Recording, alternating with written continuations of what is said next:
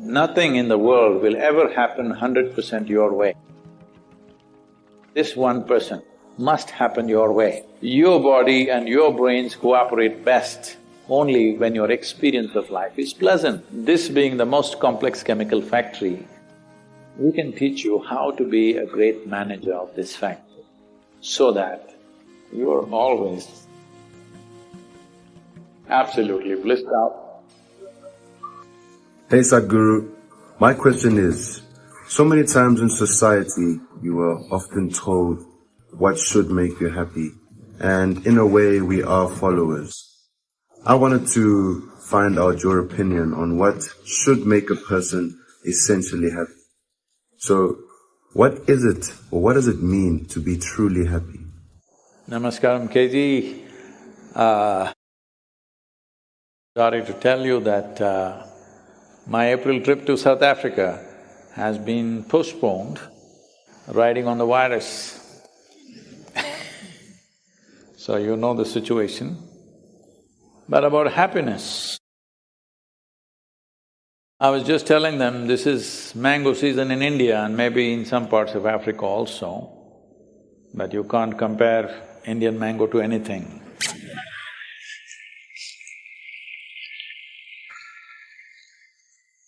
Well, now when we go near a mango tree, this is a time when all the young boys and girls are looking.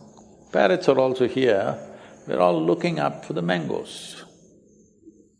This is the direction we look, because that's where sweetness is. Suppose you go under the mango tree and start digging, is there any chance of you ever eating a mango, I'm asking?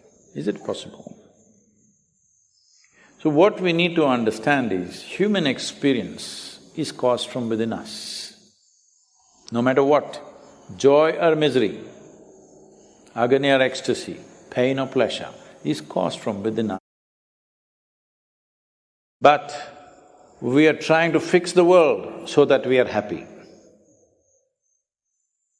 See, we thought we are fixing it, just a silly virus.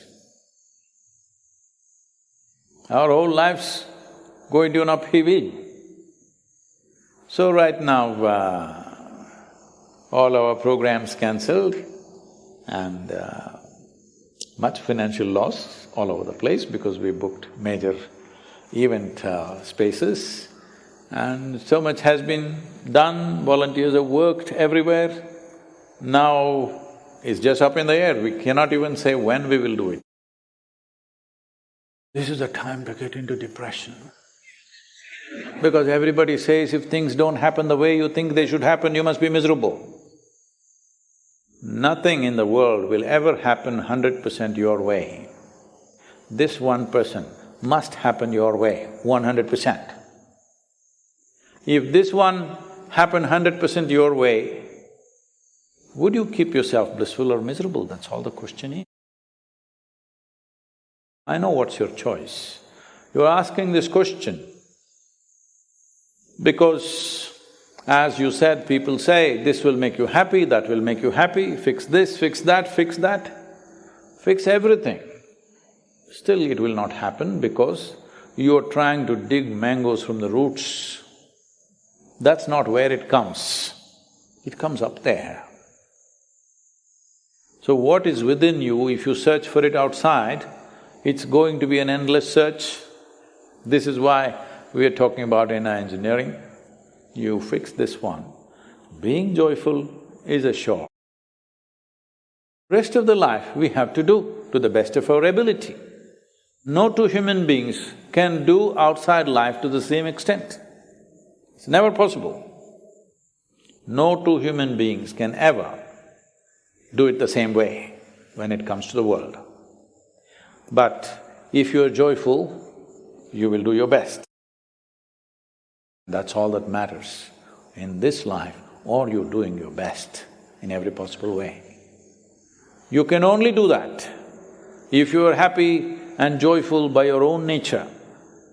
If your happiness depends upon what is happening around you, whether you get a wicket or not, you were just about to play Australia, is it?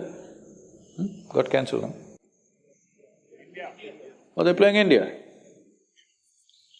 Now I can't even wish you luck.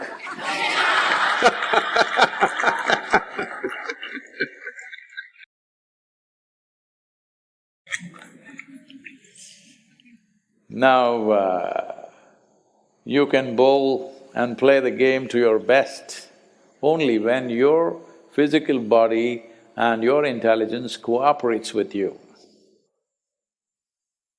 It doesn't take any scientific understanding. If you make a sensible evaluation of yourself, you can clearly see that your body and your brains cooperate best only when your experience of life is pleasant, which is what you're calling as happiness. Happiness is not some quantity, it's just that you're feeling very pleasant, so you say, I'm happy. Your pleasantness should be determined by what's happening within you, not by what's happening around you. This is not difficult to fix. You see people who are miserable, or so many different ways. All kinds of people who can't laugh, who can't sing, who can't dance, who can't do nothing sensible, they have a drink and suddenly… So I'm saying chemistry can change one's experience. This being the most complex chemical factory, we can teach you how to be a great manager of this factory so that you are always absolutely blissed out. Now your body and brains will function at your best, depending upon what sort of work you're doing, how much success you find, depends who you're playing the game with. Now you're playing with India, cancelled, but if you did, then whichever way you bowl, some of them hit it out of the boundary. The boys have become like that these days. There was a time, in 5 days, if once the ball crossed the boundary, without pitching I mean, if it's a six, oh, the whole country celebrated. Now in 5 minutes, if there is no six, everybody is getting frustrated, what's happening here? So things have changed, bowlers get battered, but at the same time, because they're trying to go so fast, bowlers also have a good time because the pace is so high. So your happiness should not depend on how many Indian batsmen get out. I don't like that. Your happiness should be that you're just happy. Because of that, you are doing the best possible bowling that you can do. KG, all the best for you. Oh, it's a dangerous thing, talking to a South African player now.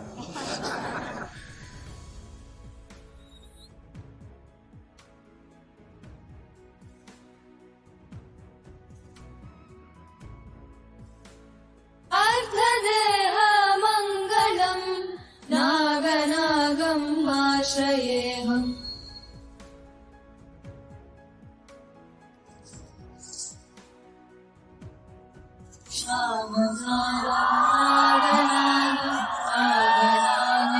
आश्रयेऽहम् नागनागम् आश्रयेऽहम् नागनागम् In yoga, the word Naga and the word Kala are used synonymously. Both mean the same thing in a way.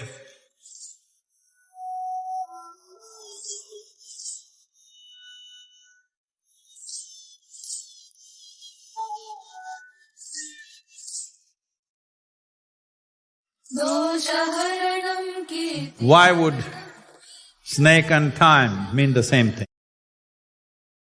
Time, as we know it, in terms of seconds, minutes, hours, days, months, years and decades and centuries and millennia, the time that we know in our experience is essentially an outcrop of an infinite space whose nature is timelessness. Probably these names are just heard, probably nobody really bothers to ask why they are named like this. You have heard of certain snake being called Ananta. Ananta means eternal. So there is one snake which represents eternity. This is why the Kala Sarpa is in the form of infinite symbol or infinity symbol, that is representing eternal, it is a Kala Sarpa. There is another snake which is called a Shesha Naga. You heard of that? When the creation collapses, when galaxies collapse, there will be some residue left. That is the Shesha. If you have learned mathematics in a local language in India, you would know Shesha means the residue in the mathematics. What is left over? What is the remainder? In English it's called the remainder, that is the Shesha. So this is the Shesha Naga, one who is left over from previous creations. So one who is left over is very vital for the next creation to happen, to have some kind of information which can go into the next making of the creation. So, when we say creation, we mean everything. We don't mean a universe or a galaxy or a planetary system, we mean everything. Everything that is created at some point collapses. In that there is a Shesha or something that is a reminder which becomes the basis for the next creation. This is the 84th creation according to the yogic sciences. When we say this is the 84th creation, we have not arrived at it by going and looking into the galaxies and cosmic spaces as to what is happening there. By looking into this one, we see there is a record of 84 creations. That is the Shesha in us, the reminder in us that there have been 84 creations. How many more can happen? Well, up to 112 can happen. The 112 beyond that, the creation will not be of physical nature, will be of pure energy form. This is what it means by saying only 112 chakras are physically manifest, rest or above the body or beyond the body means they are beyond physical nature. So the future creations, we are not talking in terms of years or centuries or millennia or even millions of years, it is many billions of years probably. So, having said that, these are two important aspects of Naga. One is Kala, in the Kala there is one which is Ananta, another which is Shesha. The third one is Karkotaka, which is what these three aspects that we are handling here. Ardhadeha mangalam naganagam ashrayeham.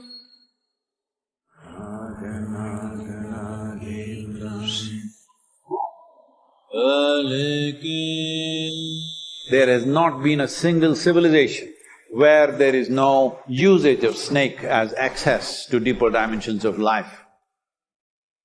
In nearly over 800 years, a proper consecration of Naga has not happened. This guy is special that way.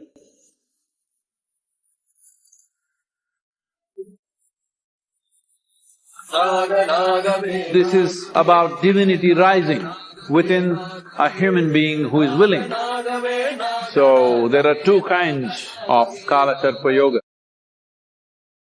One kind is to enhance one's lifespan, another wants to curtail their lifespan. The Naga is sitting here, he's a Kshetrapala. Kala and Naga are the same things, they are beyond physical nature. My exploration, my ability to see things have been largely aided by the Naga. Nagendra haraya trilochanaya bhasmangaragaya maheshwaraya